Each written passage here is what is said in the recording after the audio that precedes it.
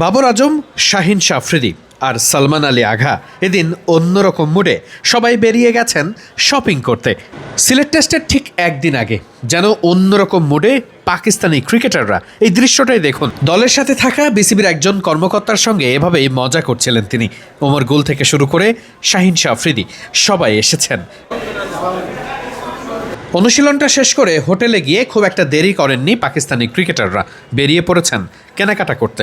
শপিংয়ের জন্য তারা বেছে নিয়েছিলেন আর্টিসান নামের একটা শোরুম। সেখানেই অনেক লম্বা সময় ধরেই তারা নিজেদের মধ্যে কেনাকাটার কাজটা করেছেন। আফ্রিদি, সালমান আঘা সবাই যার যার কাজে ব্যস্ত। কে কতটা মজা করেছেন যেন সেটা দেখতেও ভালো লাগছিল। একটা সময় মনে হচ্ছিল এই টেস্টে নিজেদের নির্ভর রাখার জন্য পাকিস্তানি ক্রিকেটারদের একটা বড় ধরনের টোটকা হতে পারে এই শপিংয়ে বের হওয়া, যেখানে বাবর আজম, হাসান আলীরা নিশ্চিন্তে শপিং করেছেন, নিজেদের মনকে হালকা রেখেছেন। বাংলাদেশের বিপক্ষে সিলেট টেস্টে যে করেই হোক তারা ফিরতে চান সগৌরবে। শোরুমের ম্যানেজার শেয়ার করেছেন কিছু গল্পের কথা। ওনারা অনেক মজার লোক, ফ্রেশ মাইন্ডের। ওনারা সবার সাথে বেশি মজা করতে দেখছিলাম।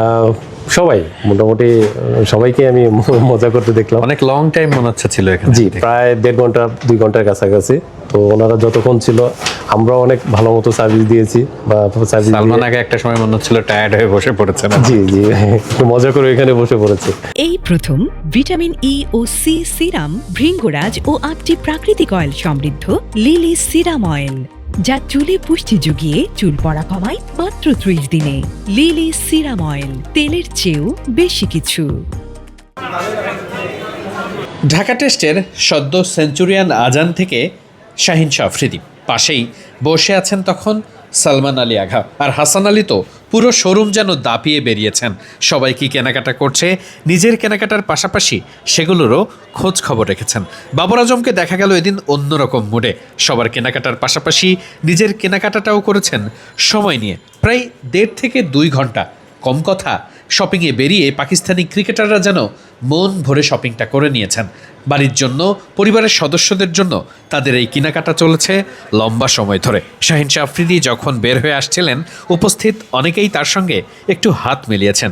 শাহিন আফ্রিদির মুডটা যে বেশ ভালোই ছিল, ক্যামেরার দিকে এই হাসিটাই সে কথাই বলে দেয়। নিশ্চিত করেই তিনি রাজত্ব করতে চাইবেন সিলেটের সবুজ টার্পে।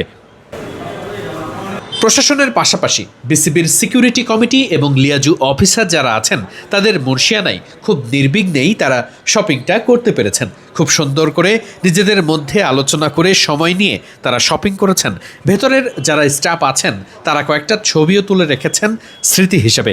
দারুণ একটা মুহূর্তই বটে। নিশ্চিত করেই পাকিস্তানি ক্রিকেটারদের জন্যও এই সময়টা বেশ উপভোগ্য ছিল।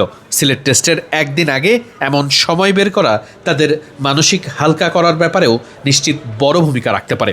সিলেট আন্তর্জাতিক ক্রিকেট স্টেডিয়ামে নিশ্চিত করেই এই মানসিকতা থেকে তারা দারুণ কিছু খুঁজে বের করার চেষ্টা করবে। সিলেট থেকে ওয়াহিদ মুরাদ, মিডফিল্ড।